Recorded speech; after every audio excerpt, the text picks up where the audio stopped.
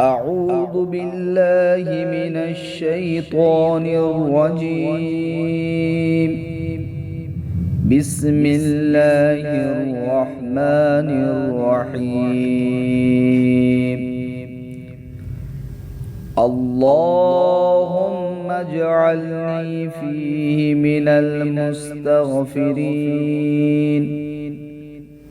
واجعلني فيه من عبادك الصالحين القانتين،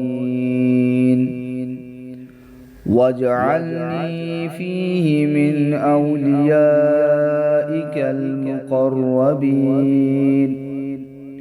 برأفتك يا أرحم الراحمين। ऐ माबूद, आज के दिन मुझे बख्शिश मांगने वालों में से करार दे।